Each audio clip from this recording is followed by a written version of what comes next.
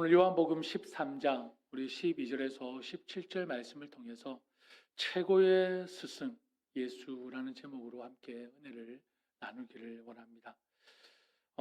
오늘은 그레이스 뉴욕교회가 거룩한 주일을 지키면서 주어진 말씀을 통해 스승에 대한 우리의 마음을 한번 확인해 보고자 합니다. 지금까지 우리 인생 가운데 선생님들이 얼마나 큰 영향을 미치고 있는지를 깨닫고 그분들의 수고와 헌신을 돌아보면서 그분들에 대한 감사와 존경의 마음을 회복하는 시간이 되기를 간절히 축복합니다. 2001년도에 개봉한 영화 중에 두사부일체라는 영화가 있습니다. 혹시 기억하십니까? 두사부일체. 다들 웃으시는 거 보니까 코믹한 그런 영화였습니다. 물론 뭐 조폭들의 삶을 다룬 이 코믹하면서도 액션이 가미된 그런 영화였습니다. 두사부일체라는 말은 뭡니까? 두목과 스승과 아버지는 하나다라는 그런 제목입니다. 원래 이 두사부일체라는 제목은 원래 어디서 나온 말이냐면 군사부일체라는 말을 혹시 여러분 들어보셨을 것입니다. 이 군사부일체에서 이 군을 이제 두목의 두로 바꿔서 이제 패러디한 영화가 이제 두사부일체라는 영화입니다. 이 군사부일체라는 말은 뭐 오늘날로 보면은 유치원, 뭐 초등학생을 위한 교과서, 바로 소학이죠. 이 소학 제2편 명륜, 인류를 밝힘이라는 그 통론에 나오는 말입니다. 제가 찾아보니까요, 이 군사부일체에 대해서 이렇게 해석을 했더라고요. 백성은 세 사람 때문에 살고 있으므로 이 세 사람에 대해서는 하나같이 섬겨야 한다. 그러면서 부모는 나를 낳아 주었고, 스승은 나를 가르쳐 주었고, 그리고 임금은 나를 길러 주었다. 라고 해석을 하고 있더라고요. 부모가 아니면 우리가 존재할 수 없고, 그렇죠? 먹여주지 않으면 우리가 자랄 수 없고, 그리고 가르쳐 주지 않으면 우리가 살아갈 도리를 알지 못하는 것입니다. 그래서 이 셋은 자신을 살게 해준 공덕이 비슷하다. 그러므로 이들을 하나같이 모시고 그가 섬기고 있는 일을 죽을 때까지 섬겨야 한다.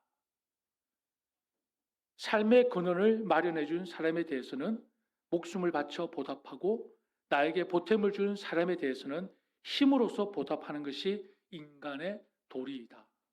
바로 그 뜻이 군사부일체라는 그런 말입니다.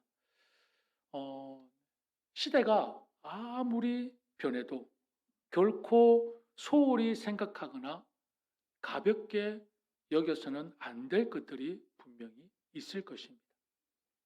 사람들이 사는 이 세상 속에서 인간과 인간의 만남, 그리고 사람과 사람과의 관계 속에서 반드시 기억하고 소중하게 여겨야 하고 지켜야 할 것들이 있다는 것입니다. 그것은 지금의 내가 있기까지 도와주었던 고마운 분들을 향한 마음과 자세가 아닐까 생각합니다. 지난주에 어버이 주일을 통해서 함께 말씀을 나누었듯이 하나님의 영원 불변의 법칙인 약속이 있는 첫 계명, 내 부모를 공경하라. 천지가 변해도 결코 변하지 않는 하나님의 말씀 중 하나가 내 부모를 공경하라라는 말씀입니다. 그런데 시대가 변하면 변할수록 부모를 공경하기보다는 지금 부모를 공격하는 시대가 되어져 가고 있습니다. 사랑하는 여러분, 저와 여러분은 하나님의 말씀을 기준으로 살아가는 그리스도인임을 믿습니다. 말씀을 가볍게 여기거나 무시하는 이 시대의 풍토를 따르지 않고 주님의 말씀을 붙들고 말씀대로 사는 저와 여러분이 되어야 할 것입니다. 오늘 우리에게 주시는 말씀도 이와 비슷합니다. 우리가 기억해야 할 소중한 것이 있다면 가르치고 삶의 모범이 되었던 스승에 대한 마음입니다. 아무리 지식과 정보가 홍수같이 쏟아지는 세상이라 할지라도 우리 인생에 대한 영향력을 끼쳤던 고마운 스승에 대한 마음과 자세만큼은 결코 잊어버려서는 안 될 것입니다. 우리 인생 여정에서 스승이 갖는 중요성을 가볍게 여기거나 쉽게 생각하지 말라는 것입니다. 수요 예배 때 지혜의 왕 솔로몬에 대한 말씀을 나누면서 리더와 리더십의 차이가 무엇입니까? 라고 질문을 했었습니다. 이 질문에 조금 더 쉽게 우리가 접근하기 위해서 선생은 많은데 스승은 없다라는 말을 적용을 했습니다. 무슨 의미입니까? 지식을 전달하는 선생은 많은데 모범을 보이는 스승은 없다라는 의미입니다. 선생의 사전적 의미는 가르치는 사람이더라고요. 근데 스승의 사전적 의미는 나를 가르칠 뿐만 아니라 이끌어주는 사람이 바로 사전적 의미를 갖고 있더라고요. 선생과 스승은 약간의 차이가 있음을 사전적 의미를 통해서도 우리는 알 수가 있습니다. 여러분, 스승이 없는 세상을 한번 생각해 보십시오. 그럼 뭐가 없는 것입니까? 스승이 없으면 뭐가 없죠? 예? 제자가 없죠. 여러분, 스승이 없으면 제자가 없습니다. 여러분, 제자가 없다는 것은 무엇입니까?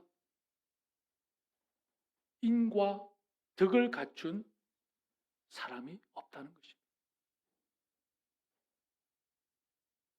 사람이 사람됨을 배우지 못했다면 아무리 뛰어난 지식과 기술을 가지고 있다 하더라도 그것을 바르게 사용할 수 있겠습니까? 인이 없는데, 덕이 없는데, 인격이 겸양되지 못했는데 아무리 뛰어난 기술과 정보를 가지고 있다 하더라도 바르게 사용하기 쉽지 않을 것입니다. 그 사회는 범죄가 끊이지 않을 것입니다. 지금 이 시대를 한번 생각해 보십시오. 지극히 개인주의, 자기 중심주의, 그리고 쉽게 지식을 얻을 수 있고 배울 수 있는 이런 시대에 습득한 기술과 지식을 바르게 사용할 수 있는, 바르게 이용할 수 있는 인격이 형성이 되지 않는다고 여러분 한번 생각해 보십시오. 끔찍하지 않습니까? 아무리 시대가 변해도 우리에게 필요한 것은 지식만 전달하는 선생이 아니라 가르치고 이끌어줄 수 있는 스승이라는 것을 다시 한번 절실하게 깨닫지 않을 수가 없습니다. 지식은 이제는 언제 어디서든 얻을 수 있습니다. 얼마나 많은 지식이, 정보들이 흘러 넘치고 있습니까? 그러나 인생은 어디에서나 배울 수 있는 것이 아닙니다. 인생은 바로 스승에게서 배우는 것입니다. 사랑하는 여러분, 스승과 제자라는 이 아름다운 말이 우리 안에 회복되기를 원합니다. 좋은 스승이 좋은 제자를 만들고 좋은 제자가 밝고 건강한 미래를 만들어가는 것은 당연한 이치가 아닐까요? 솔직히 5월 가정의 달을 지나면서 이렇게 마음이 불편한 적이 있었을까 생각해 보았습니다. 특별히 2023년 5월은 저에게 참 불편한 달입니다. 왜냐하면 어린이 주일에 내 자녀를 노엽게 하지 말라는 하나님 말씀 앞에 한 사람의 부모로서, 그리고 아버지를 떠나보내고 처음 맞는 이런 어버이 주일을 통해 자녀로서, 그리고 스승의 주일에는 부족하지만 말씀을 가르치는 한 사람의 영적 지도자로서 한없이 부끄럽고 부족하기에 이 자리에서 주일마다 말씀을 전하고 가르치는 것이 여간 힘든 일이 아닙니다.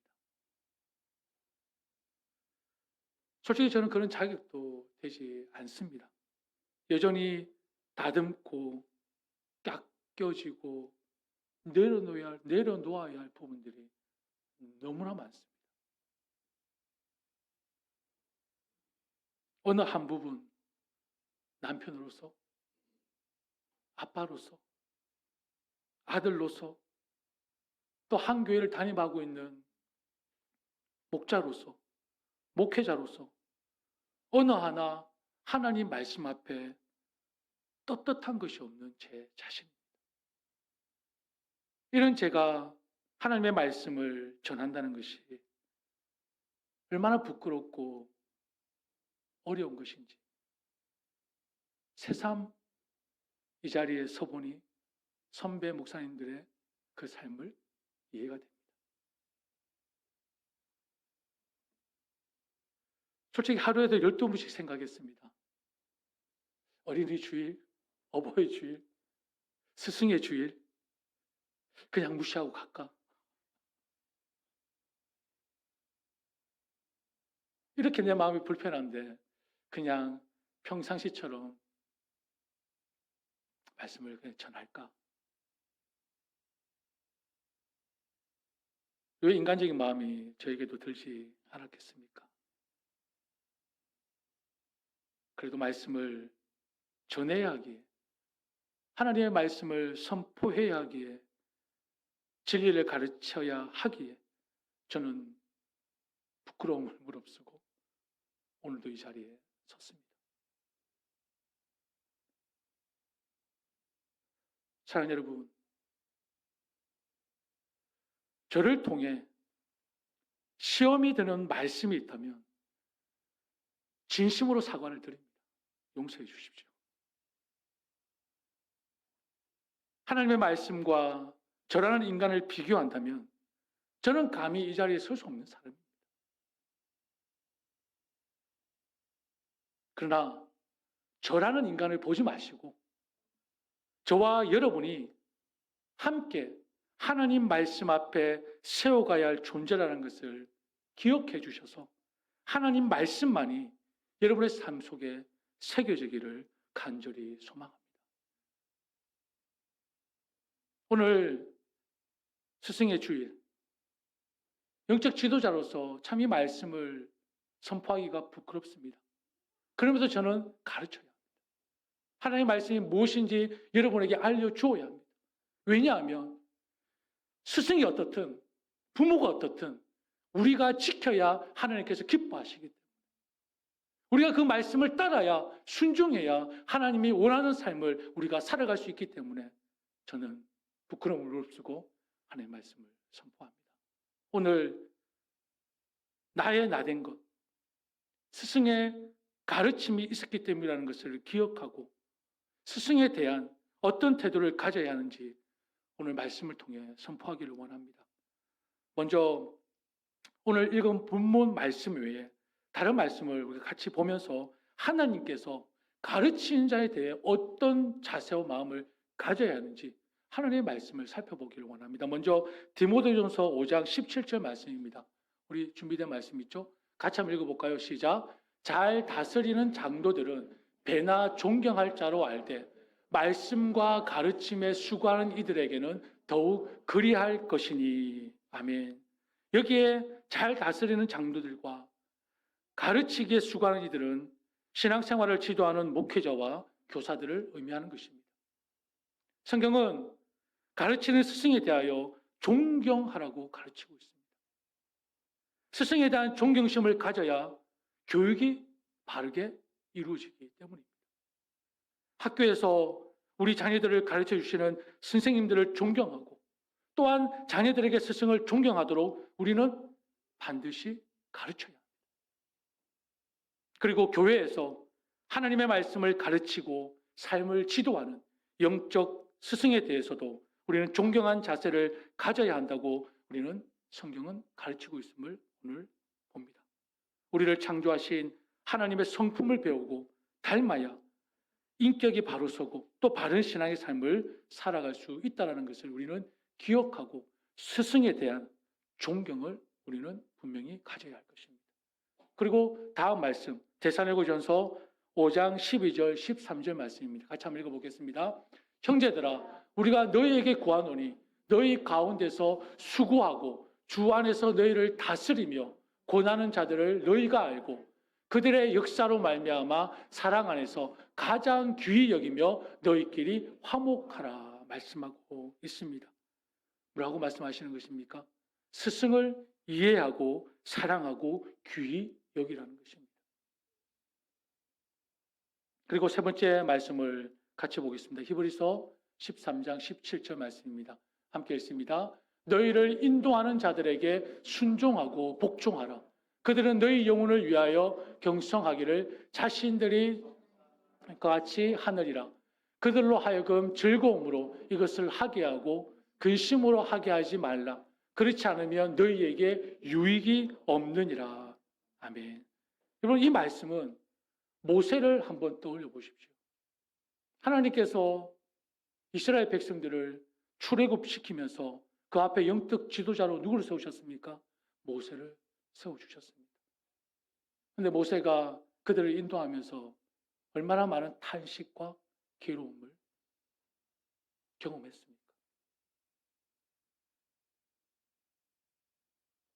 이스라엘 백성들의 그 날마다 거역하고 불순종하고 제 고집대로 행했던 그 백성들의 모습에 모세는 탄식하며 괴로워했습니다.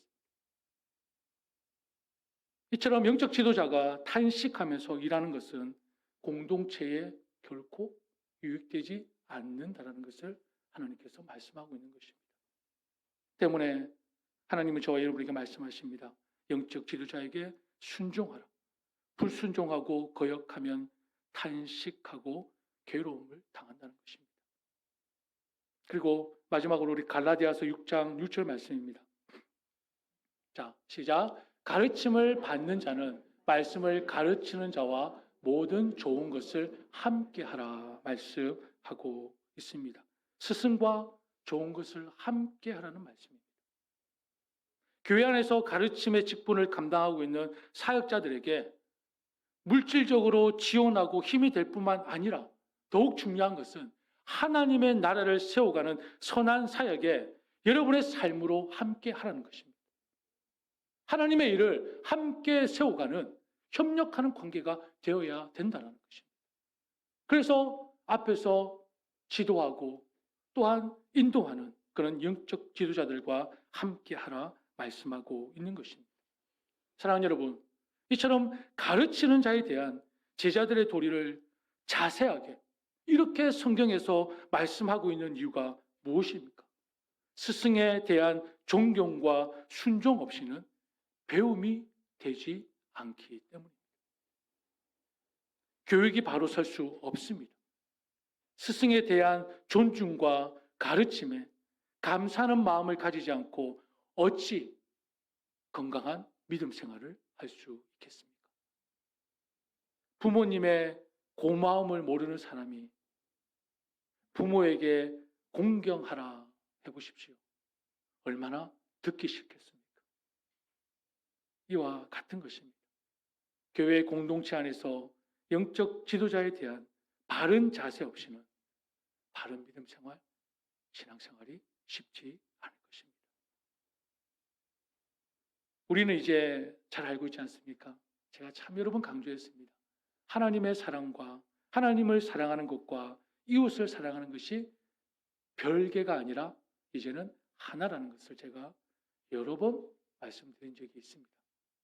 하나님을 사랑한다고 하면서 내 이웃을 미워하면 그것은 진정 하나님을 사랑하는 것이 아니라는 것입니다. 교회 안에 말씀을 가르치는 영적 지도자에 대한 존경과 순종 없이 어찌 하나님을 사랑한다? 우리 입술로 고백할 수 있겠습니까?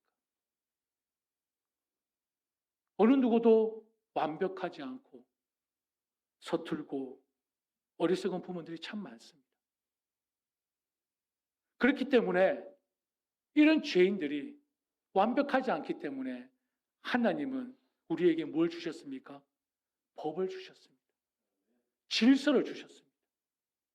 우리를 통해 그것을 지키기를 원하신다는 것입니다. 그리고 무엇보다 하나님은 우리에게 완벽하고 온전한 한 분을 하늘에서부터 이 땅에 보내주셨습니다. 얼마나 감사하고 크신 은혜입니까? 인류의 진정한 스승이시며 최고의 스승이 되시는 예수 그리스도. 이 세상에서 가장 위대하시고 뛰어나신 스승, 바로 예수 그리스도. 이 세상에 그 어떤 것이 뛰어나다 해도 여러분 배움에는 한계가 있습니다. 여러분 다 한계를 느끼지 않습니까? 어느 누구도 완벽하지 않습니다. 다 서툴고 어리석기 마련입니다. 그러나 한계가 없는 처음과 나중이 되시는 만물의 근본이 되시며 힘이 되시는 지식과 지혜의 근본이 되시는, 아니 진리 그 자체이신 분이 바로 우리 예수 그리스도라는 사실입니다.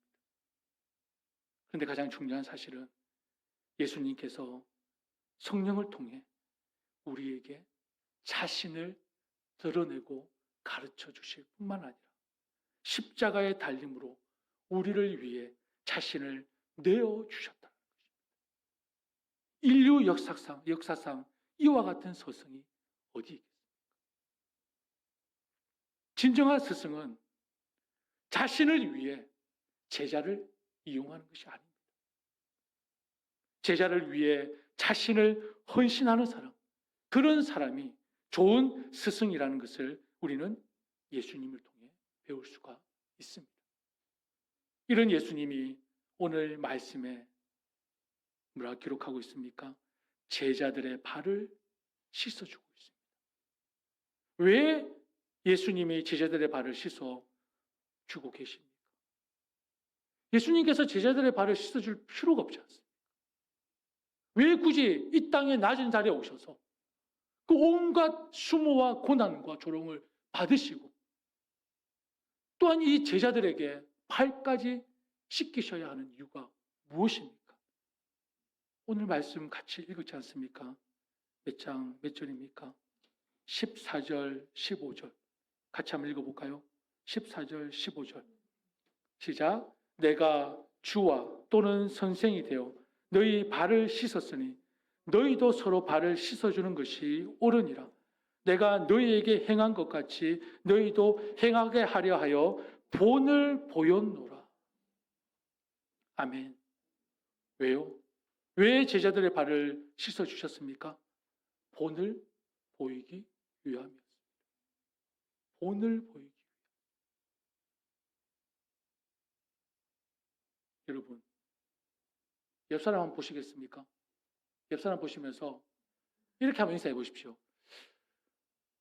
나를 본받으십시오.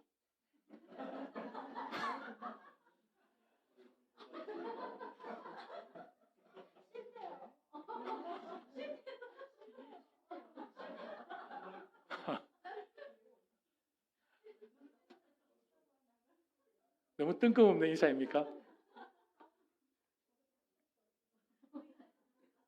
여러분, 나를 본받으십시오라고 하라고 할 때 여러분 마음에 어떤 마음이 일어났습니까?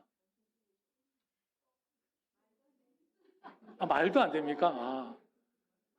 양심이 살아계시네요.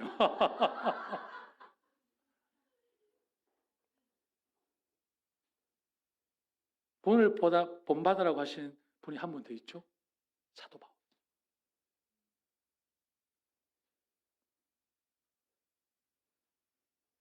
나를 본받으라.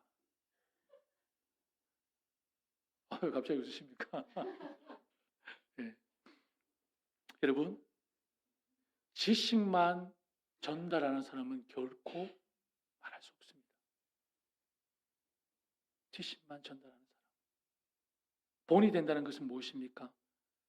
성품을 보여주는 것입니다. 인격을 전수하는 것입니다. 삶으로 나타내는 것입니다. 제자의 전인적인 성장을 위해 힘쓰고 애쓰는 것입니다.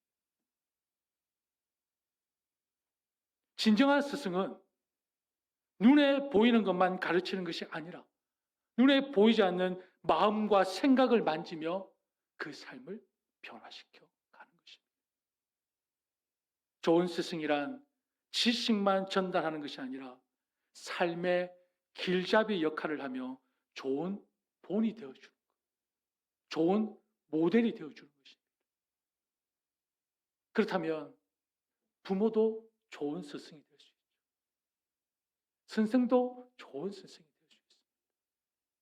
이곳에 있는 우리 집사님들 그리고 또한 어르신들이 또한 삶의 좋은 스승이 되어 줄 수가 있는 것입니다. 사랑하는 여러분, 여러분의 삶에 선한 영향력을 끼치는 좋은 스승을 모시고 있습니까? 없다면 우리 인생의 가장 최고의 스승이 되시는 예수 그리스도를 진정한 스승으로 한번 모셔보지 않으시겠습니까? 지금 예수님을 나의 인생의 스승으로 모시는 것은 여러분 최고의 기회입니다. 좋은 스승을 만나면 어떻게 됩니까? 우리의 삶이 변할 뿐 아니라 우리의 인격이 변화되고 인생이 달라질 수 있다는 것을 기억하십시오. 예수님의 제자가 된다는 것은 최고의 기회이며 최고의 복이라는 것을 우리는 기억해야 합니다. 예수님이 나의 진정한 스승이 되어주신 것, 무엇과 바꿀 수 있겠습니까? 그런 예수님을 나의 진정한 스승으로 모셨다면 우리는 반드시 인격의 변화와 삶의 변화가 따라야 할 것입니다. 말씀을 맺겠습니다. 5월 가정의 달을 맞이해서 우리가 건강한 가정, 건강한 교회를 한번 꿈을 꾸옵니다. 남편은 아내를 사랑하고 아내는 남편에게 복종하고 부모는 자녀를 사랑하고 자녀는 부모를 공경하고 스승은 제자를 사랑으로 가르치고 제자들은 스승을 존경하면서 서로 사랑하는 교회가 건강한 가정이고 건강한 교회이지 않겠습니까? 또한 이런 교회가 하나님을 사랑합니다라고 고백할 수 있지 않겠습니까? 예수님을 최고의 스승으로 모신 교회라고 담대하게 선포할 수 있지 않겠습니까? 사랑하는 여러분, 5월 가정의 달을 통해 우리 안에 무너진 질서, 세상의 질서가 아닌 하나님의 질서, 하나님께서 인간 사회에 만들어 놓은 질서를 다시 회복함으로 서로 사랑하고 존중하고 이해하고 서로 세워주는, 서로 나누고 베푸는 그런 성령의 열매가 풍성하게 맺히는 교회가 되기를 축복합니다. 우리 함께 찬양합니다.